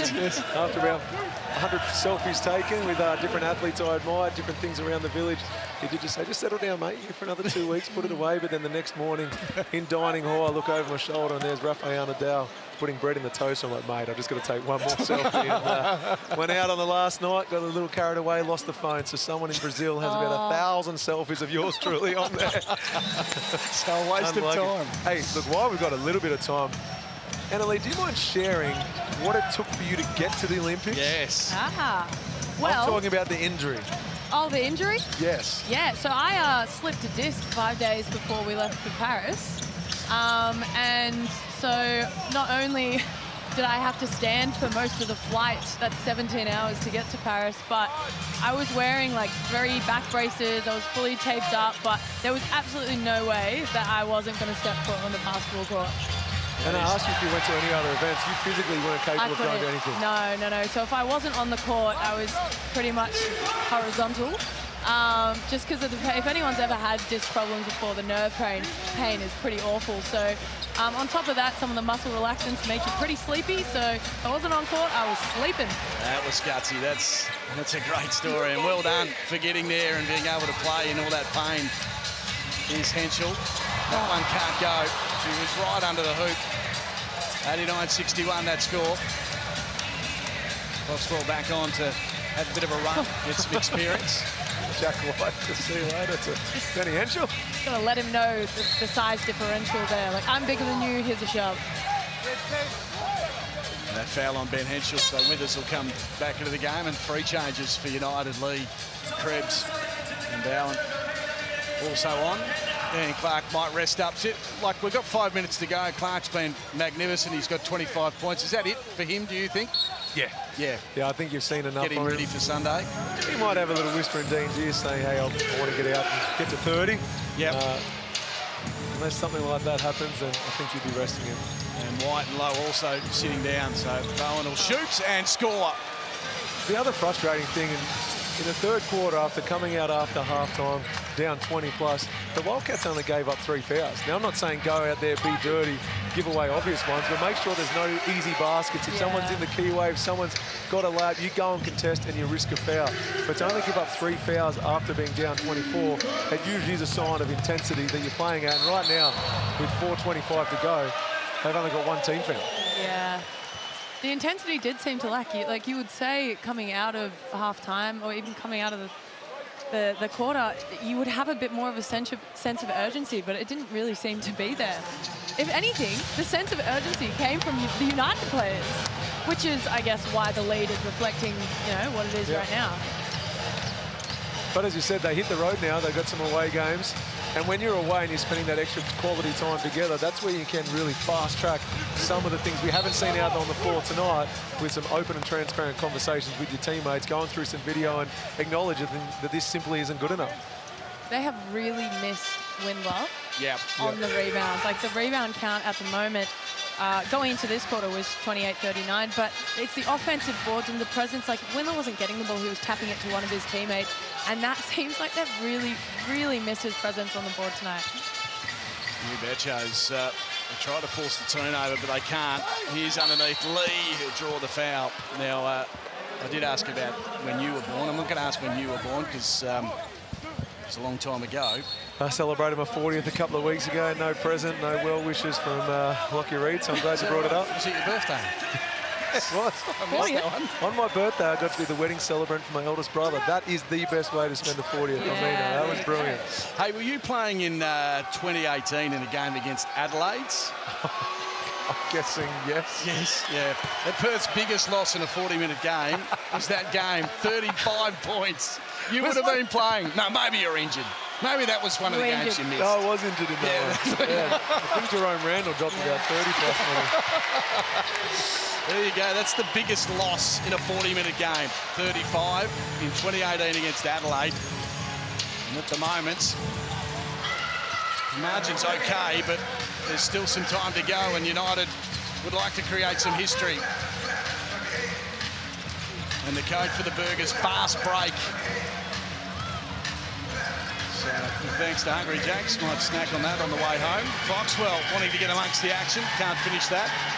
Talk about the way they were missing Windler. They're also missing Ty Webster in a creating point guard. Just getting into the keyway. Yeah, just like he always gets 2 feet in the keyway, and he's got a big enough body that he is able to finish over smaller guards, but he really creates for other people. There's no other creative point guard, I would say, on the Perth roster. Here's Pepper again. With us wanting to hand it off to Aquera. This will be Perth's biggest loss at RAC Arena as well. That was back in 2019 against Cairns, 23 points. So a little bit of history made here by Melbourne United, and they deserve it too after the way they played. Question, do you think the Red Army will paint these blue seats red after this game? Maybe. Because maybe that's what it is. Yeah. Could be that. Yeah. Get rid of the blue seats, says Emily Maley. The feed out's good. Pepper couldn't stretch out to get it, then casually just ran after it. Wants to take on Marcus Lee. He's got some moves, Pepper, but Lee will foul him in the end and send him to the floor. Clever use of the body there as well. Just crosses back in front of Lee to try and take away his ability to get his run-up lined up to get that block shot. Tell you what, I wouldn't want to shoot the ball over Marcus Lee. That's scary. Yeah, that's very scary. Aren't they? And the tag team's work tonight in particular, hasn't it? The Low-Lee combo has been really good. Bryce Cotton now out of the game, and he'll sit and rest up for the weekend. He's just got the 5 points. It's his 3rd worst game in the NBL. He's had a 3 and a 4 before. He'll be a little annoyed, won't he? Tell us about Bryce's emotion when he doesn't have an ideal game. Oh, it's internalised. He is the most fierce competitor I know. And so he'll wear the weight of the world on his shoulders, even though this loss does not fall on them. But he'll have a point to prove when they take to the road against Tassie. It's Foxwell to Tanner Krebs. He'll turn that over 92-65. So Damon was ready to grab the ball just then. As it came out. He's like, stop it in. We'll have to hold him back. I'm still thinking of those losses I was involved in. He's angry about it. You know, I'll get a text during the week saying, I was injured that game. Yeah, play. Sure, That's why Jerome. Still a part of the team.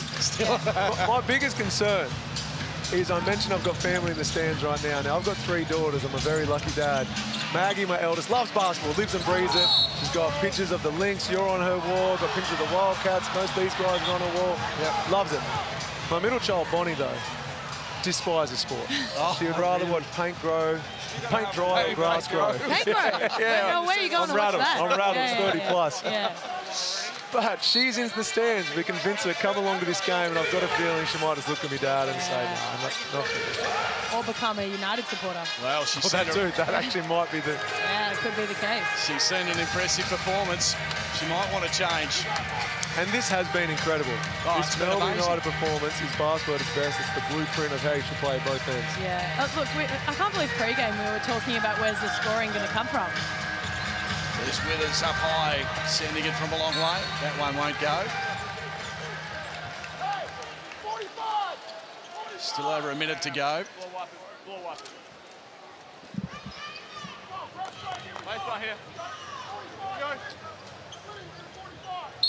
Good to see Tom Jerovich out there as well.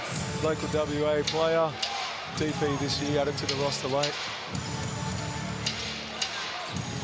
talked about resting up Perth's players like a Bryce, but now, as we said, you know, the big boys down at Melbourne United, they're nice and fresh for Sunday. They've probably only played the 30 minutes, maybe even less. They've had such a nice, like, even contribution across the board. And obviously you have Ian Clark, like, with the 25 points there. But it's felt really even. Here's the Amy replay. The three-pointer was a good one. Splash it goes. Cameron getting his opportunity, making the most of it. Now Munzer will go to the line. So it's 32. We're looking for 35 or more than 35 for some history.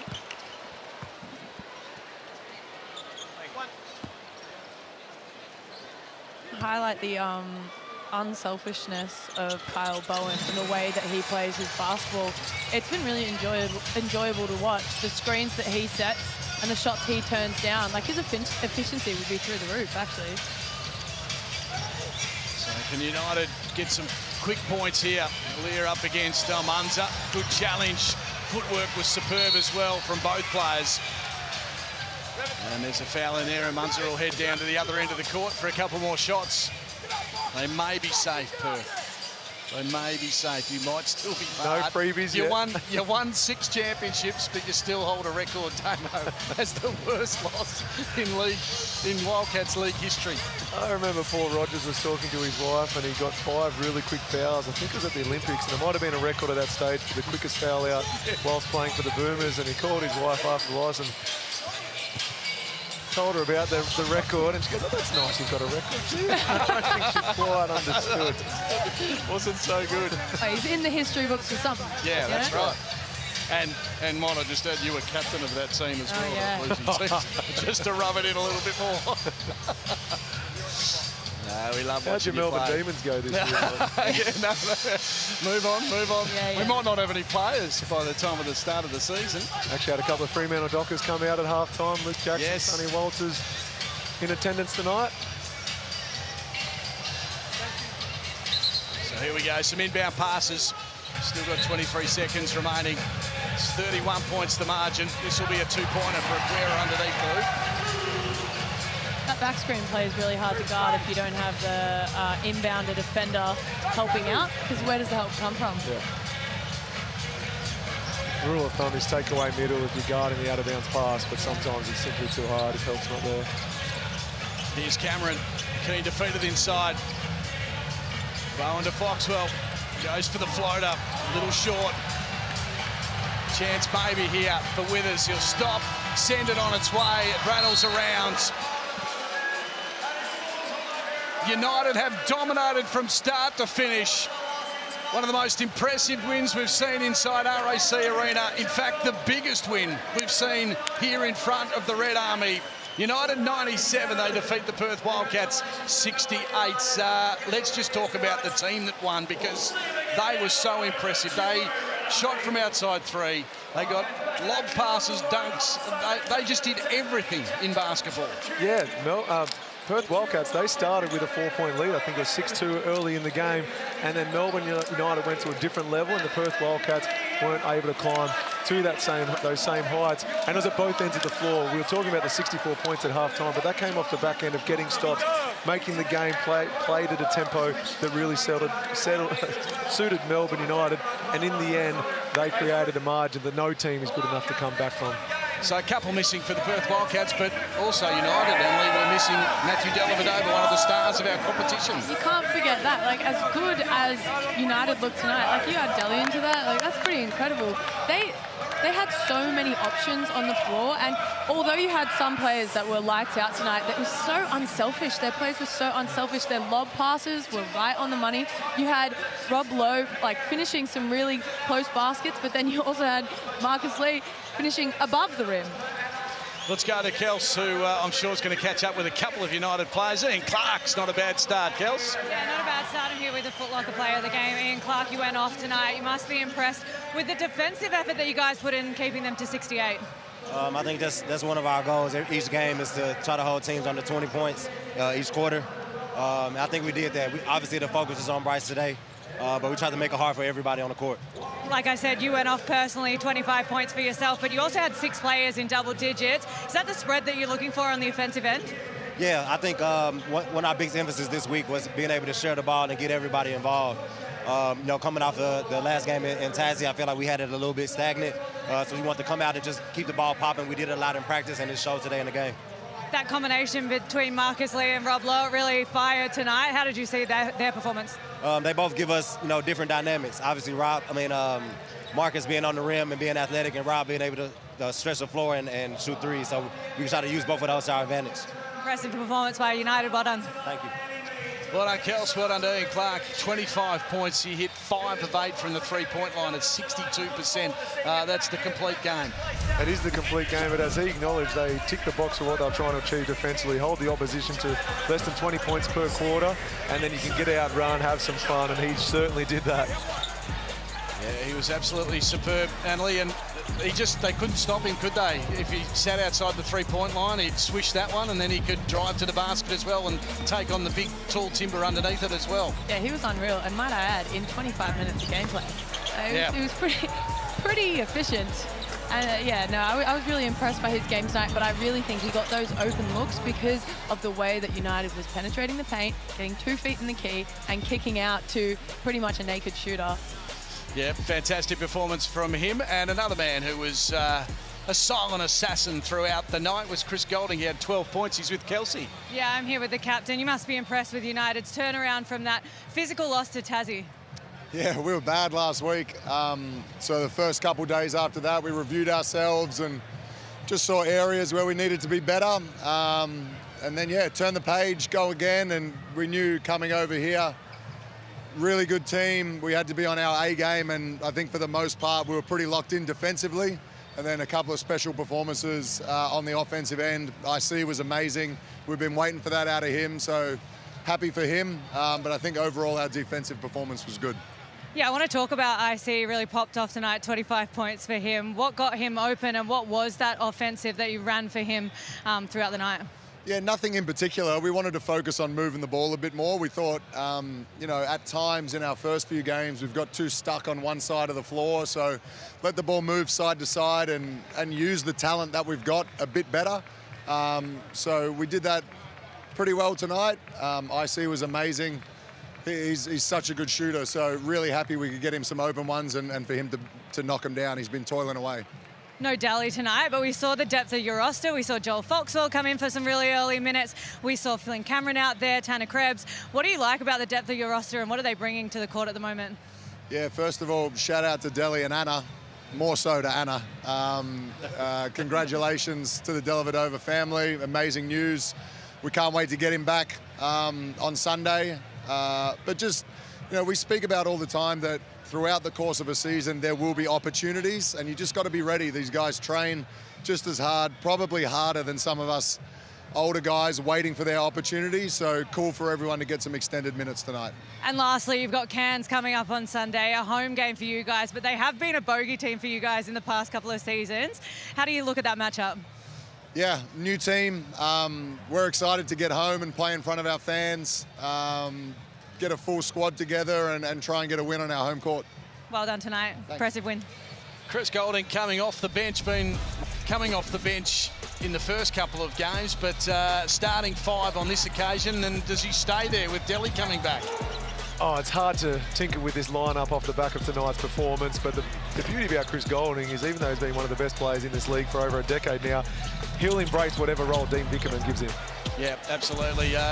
Annalie, that was a really good performance from him. Nice to see him amongst the points once again.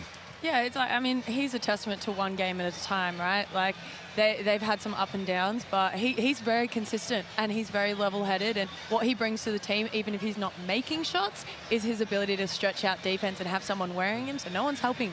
No one's helping off Chris Goulding. I'm really impressed by his game tonight.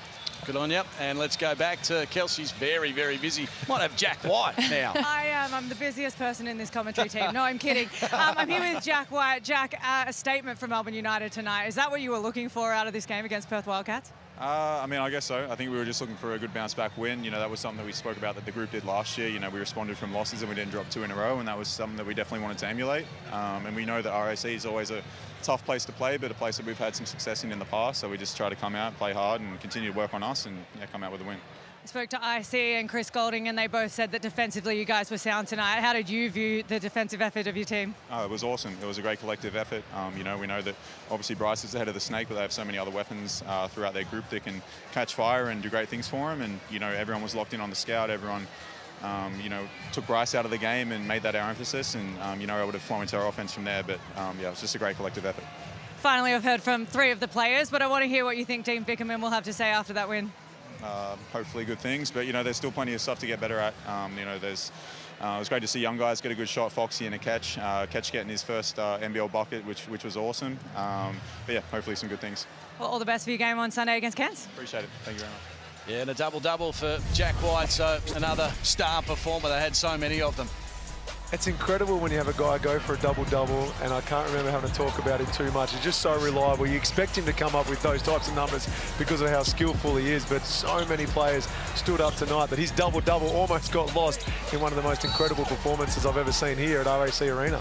And you picked up on it during the game. His work ethic to get up and down the court was really good. It's unstatable, that stuff. Like the tips, the way he runs the floor, the extra little shoves we saw at the end with him and Ben Henschel. Like, his presence is felt not only on the scoring and the rebounding, but in everything he does on the court. Talk about leaders in the game. He leads by example, and that's just what he brings to this Melbourne United outfit. We'll talk about the Wildcats, I reckon, after a short break, because in the end it was Melbourne United, all Melbourne United. 97, Wildcats 68.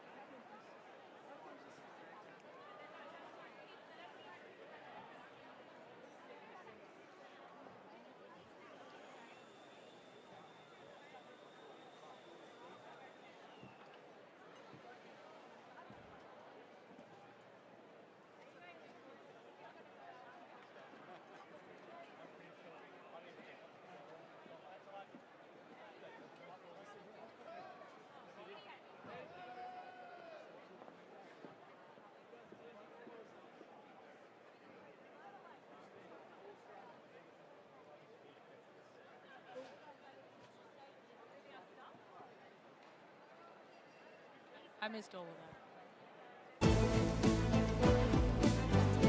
Welcome back to RAC Arena. Marcus Lee flying through the air A complete performance from Melbourne United. In fact, seen a lot of basketball over the last couple of years. That's the best I've seen a team play for quite some time. There was probably 32 minutes of basketball played out there that was close to perfection as you can expect from a team sport where you're going to have missed shots, you're going to have the occasional turnovers, but overall, for 32 of that 40 minutes, Melbourne United, I don't know if they could have played much better basketball. And without Matthew Dellavedova as well, so that's even more special, isn't it? Because he's, you know, the leader of the team.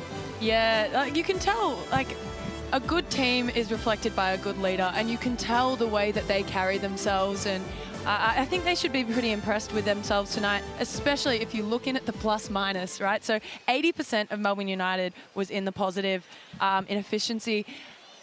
Perth, all in the negative. Yeah. Never seen that before. Yeah. Well, the biggest lead was 33 points.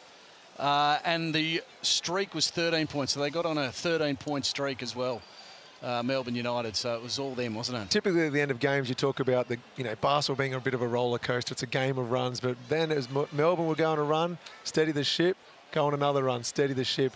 There weren't too many runs from the Perth Wildcats, which is disappointing, and it leads to you having that point that you just made where there was no one in the plus-minus, because sometimes you go to your bench and maybe you have 5-minute spurt where you go on a 10-point run. We didn't see that from the Wildcats. So there's plenty of things John really will want to address with his playing group, and they've got to rectify those issues quite quickly because they've got to back it up in less than 48 hours' time. Do you think Kelsey's done enough tonight? Do you think she needs to do a little bit more? I think she just needs a bit more work ethic. Let's go over to her now. That's it. I'm begging for interviews at this point in time. Now, we love Dean Vickerman, but my favourite person from Melbourne United is Rhys Carter, assistant coach. I've got him here. I want to talk about your defensive effort. We've talked about it a lot. Keeping the Perth Wildcats and Bryce Cotton to 68. How did you do it? Yeah, huge effort. Obviously a group effort. Jacob Chance had a great scout, came up with a great plan. But the boys executed it perfectly. And, I mean, Shea Ely obviously had most of the night on Bryce.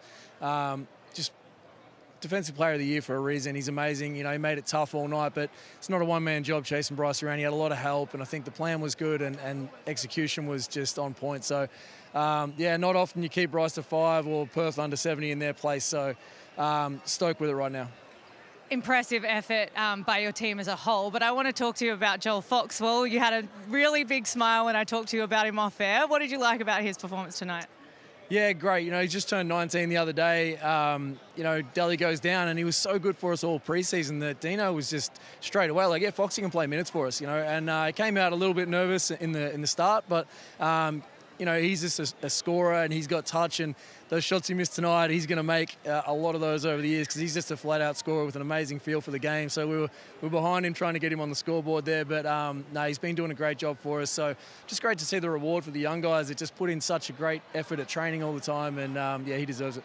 I see we've spoken about him a lot throughout our coverage. He was impressive tonight. Chris Goulding said it's been something that you've been looking for him across the last couple of seasons. What did you like about his performance as well?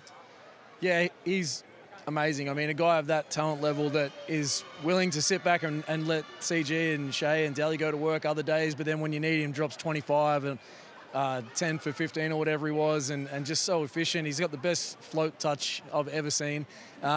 He's just, yeah, a knockdown shooter, and so to have that kind of guy come in and, you know, with Delhi out, step in and start the last couple of games when we brought him off the bench last year, just so versatile and just a great guy, so he's amazing to have around. Again, I asked Chris Goulding about Cairns, who is your bogey team.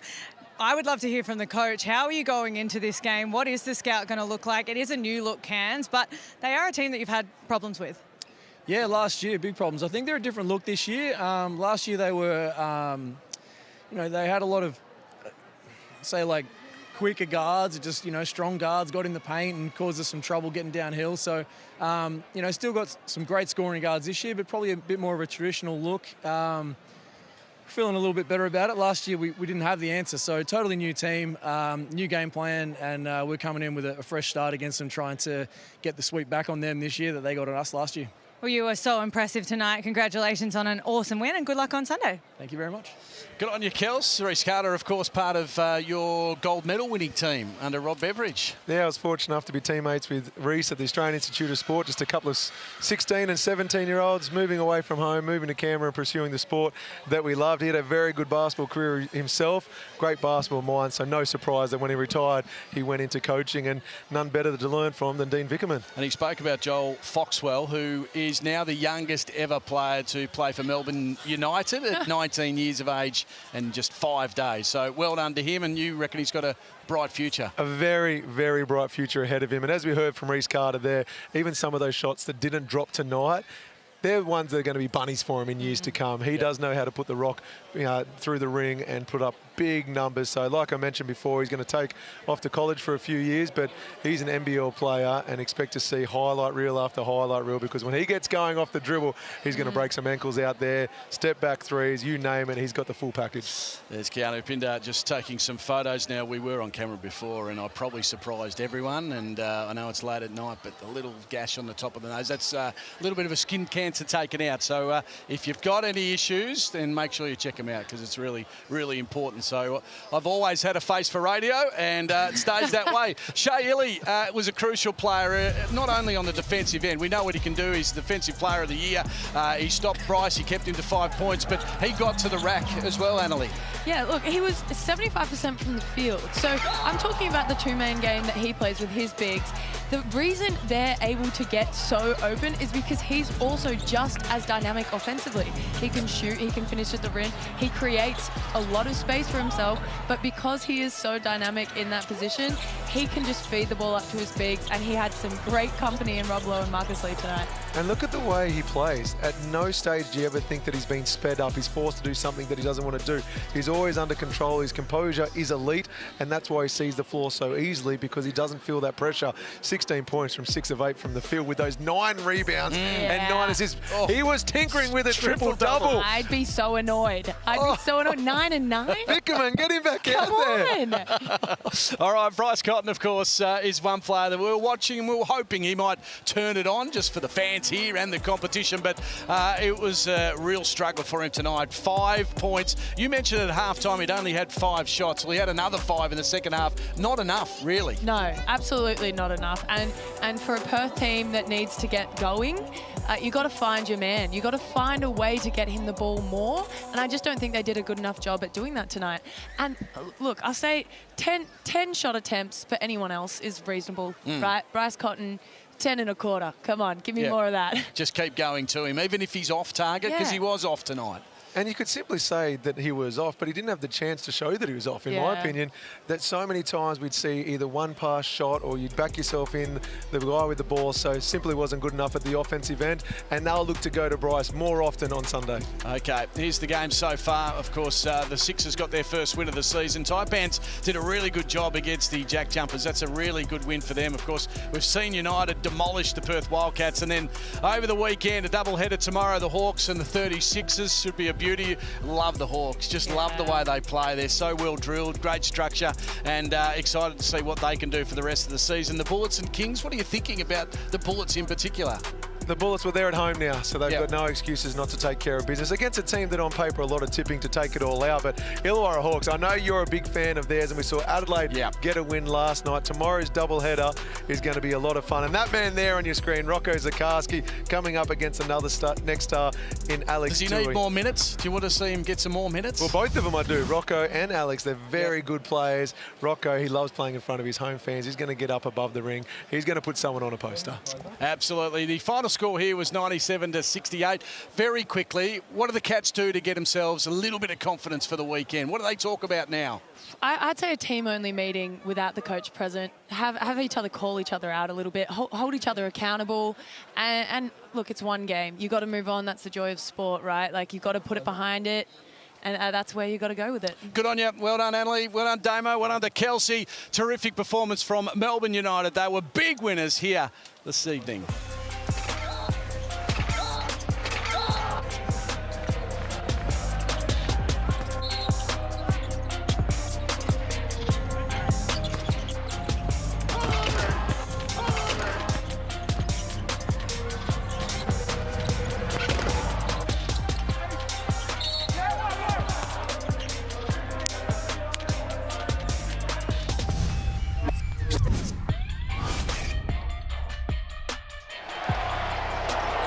This program is brought to you by Hungry Jack's and Bunnings Warehouse.